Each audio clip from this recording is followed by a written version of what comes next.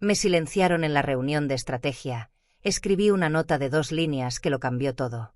Me llamo Camila Ríos, tengo 34 años, 12 de ellos trabajando en el mundo corporativo, y aprendí muy temprano que hay 2 tipos de silencio: el que te imponen y el que tú eliges. Durante mucho tiempo solo conocí el primero. Había una sala de conferencias en el piso 17, vidrio por todos lados, la ciudad extendida abajo como un mapa de ambiciones ajenas, y una mesa larga de madera oscura alrededor de la cual se decidía el futuro de la empresa. Yo había estado en esa sala decenas de veces, siempre en los asientos laterales, los que no tienen nombre en la convocatoria, los que existen para tomar notas y asentir en los momentos correctos. Ese martes de octubre, por primera vez, tenía un lugar en la mesa principal. Llevaba 3 semanas preparando mi intervención, 3 semanas de análisis, proyecciones, datos que había cruzado y vuelto a cruzar hasta que el patrón fue tan claro que me pareció imposible que nadie más lo hubiera visto. El plan de expansión que la dirección estaba a punto de aprobar tenía una fractura en su centro. No era una opinión, era una certeza matemática. Y yo tenía la prueba. Cuando llegó mi turno de hablar, me levanté, abrí mi presentación, pronuncié las primeras palabras. Y entonces Rodrigo Salcedo, director comercial, 52 años, traje azul marino, la clase de hombre que llena los cuartos con su voz antes de que su cuerpo entre del todo, me interrumpió. No con violencia, con algo más sofisticado y más cruel, con cortesía. Camila, ya tenemos los números de la proyección principal, no queremos extendernos demasiado, sonrió hacia los demás. Algunos asintieron, alguien revisó su teléfono, el director general, Rafael Montoya, ni siquiera levantó la vista de sus papeles. Me senté, no porque quisiera, porque el peso de todos esos ojos neutrales, de esa cortesía que era en realidad una pared, me hizo sentir que seguir de pie era una batalla que no iba a ganar en ese momento y de esa manera. Pero mientras la reunión continuaba, mientras Rodrigo desplegaba el plan con la confianza de quien nunca ha tenido que justificarse ante nadie, yo tomé el bloc de notas que siempre llevaba, arranqué una hoja y escribí 2 líneas, solo 2, las doblé con cuidado, y cuando la reunión terminó y los ejecutivos recogían sus carpetas y sus conversaciones paralelas, me acerqué al director general y la puse sobre la mesa frente a él sin decir una palabra. 2 días después, todo cambió. Pero para entender lo que pasó en esos 2 días, primero hay que entender lo que pasó en los 12 años anteriores. Entré a la empresa con 21 años, recién graduada, con el título de economía bajo el brazo y una certeza ingenua de que el trabajo hablaría por sí solo.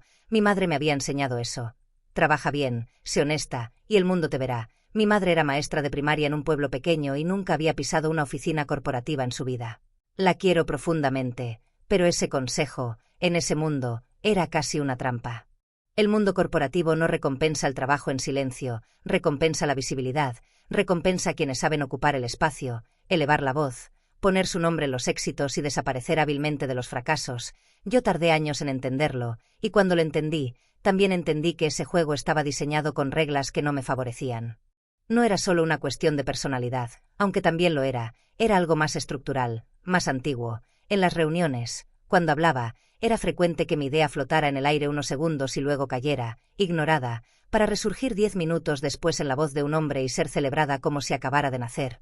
Lo viví tantas veces que empecé a llevar un registro mental, casi compulsivo, de cada vez que ocurría, no para quejarme, para entender el patrón.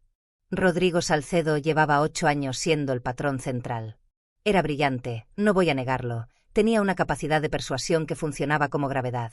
Todos terminaban orbitando a su alrededor sin saber muy bien cuándo habían empezado a hacerlo, pero su brillantez tenía un precio, y ese precio lo pagaban siempre las personas que estaban por debajo de él en la jerarquía, especialmente las mujeres, no con crueldad declarada, con esa forma sutil y sistemática de hacerte sentir que tu lugar es el asiento lateral, que tu voz es un trámite, que tu presencia en la mesa es decorativa. Durante años me pregunté si lo que sentía era real o si era una distorsión mía, una hipersensibilidad, una narrativa que yo construía para darle sentido a mis propias limitaciones. La terapia me ayudó a responderme, lo que sentía era real, y nombrarlo no era victimizarme, era ver con claridad.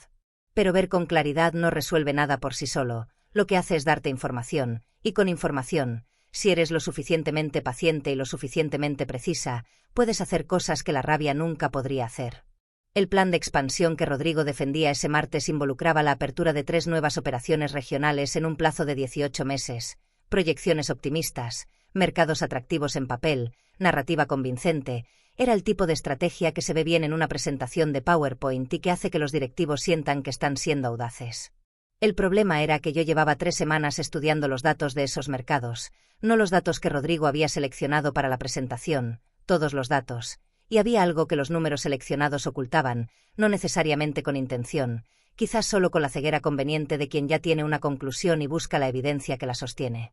2 de los 3 mercados propuestos tenían una correlación negativa con el ciclo de liquidez de la empresa que hacía que la apertura simultánea, en ese plazo, en esa secuencia, fuera casi certeramente deficitaria en el corto plazo, no en el largo, en el corto, y el corto plazo era exactamente el periodo en que la empresa tenía menos margen de maniobra.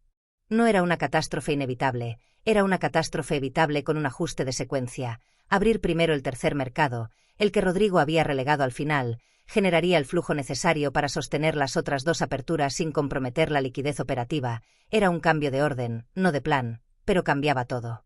Eso era lo que había intentado explicar cuando Rodrigo me interrumpió. Y eso era lo que escribí en las 2 líneas de la nota. No escribí argumentos, no escribí datos, escribí una pregunta y un número, una pregunta que nadie había hecho en esa sala, y el número exacto que respondía a esa pregunta de una manera que hacía imposible ignorarla. ¿Cuánto cuesta el mes 7 si el orden se mantiene? La respuesta es esta cifra. Y puse el número. El director general, Rafael Montoya, era un hombre que había construido la empresa desde cero en 20 años. No era fácil de impresionar, pero era, sobre todo, alguien que entendía los números mejor que las palabras. Cuando vio esa cifra, que contradecía directamente las proyecciones que acababan de aprobar, hizo lo único que podía hacer alguien con su nivel de responsabilidad: verificarla. Me llamó esa misma tarde. No fue una llamada larga, me pidió los datos completos, se los envié en 1 hora. El análisis detallado, las fuentes, la proyección alternativa con el cambio de secuencia, sin adornos, sin victimismo, solo la información. Al día siguiente me llamó de nuevo. Esa vez la conversación fue más larga. Y esa tarde, Rodrigo Salcedo fue convocado a la oficina del director general. No sé exactamente lo que se dijo en esa reunión, nunca lo sabré, pero sé lo que ocurrió en los días siguientes, porque lo viví desde adentro con esa mezcla extraña de satisfacción y vértigo que no se parece a ninguna otra sensación. El plan fue suspendido para revisión. Se constituyó un equipo de análisis estratégico para evaluar la secuencia de expansión, y la persona designada para liderar ese equipo fui yo. Sería fácil decir que en ese momento todo se resolvió, que la justicia llegó limpia y completa, que el malo fue castigado y la buena fue recompensada y el mundo quedó ordenado como debería estar, pero las cosas reales no funcionan así. Las cosas reales son más complicadas y más humanas y por eso duelen de una manera diferente incluso cuando terminas ganando. Rodrigo no fue despedido, fue reubicado, que en el lenguaje corporativo puede significar muchas cosas, la mayoría de las cuales se parecen a una caída que nadie llama caída. Siguió en la empresa, en un rol diferente, con un poder diferente, en los pasillos, durante semanas. Sentí su mirada como una presión en la espalda cada vez que me cruzaba con él. No me dijo nada. No hizo nada. Pero hay formas de comunicar el resentimiento que no necesitan palabras. Algunos colegas me felicitaron, otros me miraron con esa prudencia calculada de quien no sabe aún en qué bando conviene estar. Una mujer del equipo financiero, Lorena, que llevaba más años que yo en la empresa, me buscó en el pasillo un jueves y me dijo al oído, muy rápido, como si tuviera miedo de que alguien la escuchara: ojalá yo hubiera tenido el valor de hacer lo que tú hiciste hace 5 años, y se fue antes de que yo pudiera responderle. Me quedé pensando en esa frase durante días, en el peso de lo que no dijo, que era más pesado que lo que sí dijo, en todas las louranes que había en esa empresa, y en todas las empresas, que llevaban años tragándose el silencio porque el costo de romperlo parecía demasiado alto. Y me pregunté, con una honestidad que a veces duele más que la injusticia, si yo había roto ese silencio por valentía o simplemente porque en ese momento específico había encontrado la manera de hacerlo sin exponerme demasiado, si lo que había hecho era un acto de coraje o un acto de estrategia, y si la diferencia entre esas 2 cosas importaba realmente. Todavía no tengo una respuesta definitiva. El equipo de análisis trabajó durante 6 semanas, confirmamos el error de secuencia, rediseñamos el plan con el orden corregido, la primera apertura regional, con el mercado que Rodrigo había relegado al final, se realizó 4 meses después y generó exactamente el flujo que yo había proyectado. La empresa entró al año siguiente con los márgenes más sólidos de su historia reciente. En la reunión de resultados, El director general me mencionó por nombre frente al consejo directivo, dijo que el ajuste estratégico había sido posible gracias a un análisis riguroso e independiente. Aplausos discretos, los del mundo corporativo que nunca son del todo cálidos pero tampoco del todo fríos. Esa noche, en mi apartamento, me serví un vaso de vino y me senté junto a la ventana. Pensé en mi madre, que me había enseñado que el trabajo hablaría por sí solo. Pensé que tenía razón, pero que había omitido una parte importante. A veces el trabajo necesita que tú le des la voz, que nadie más va a hablar por él, que el silencio que te imponen, solo se rompe con una precisión que no dejes de ejercer aunque te cueste, aunque tiembles, aunque la sala entera te mire como si ocuparas un espacio que no te corresponde. 2 líneas, solo 2 líneas en una hoja de papel doblada con cuidado. No cambian el mundo, no resuelven todo, no borran los 12 años ni las reuniones ni las veces que una idea mía flotó en el aire y cayó y resurgió en otra voz. No cambian a Rodrigo ni al sistema que lo produjo ni a todas las Louranes que siguen calladas en sus pasillos. Pero cambiaron algo, y ese algo era irreversible.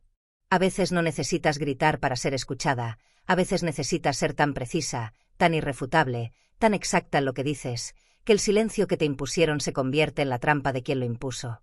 Eso aprendí, y eso nadie me lo puede quitar.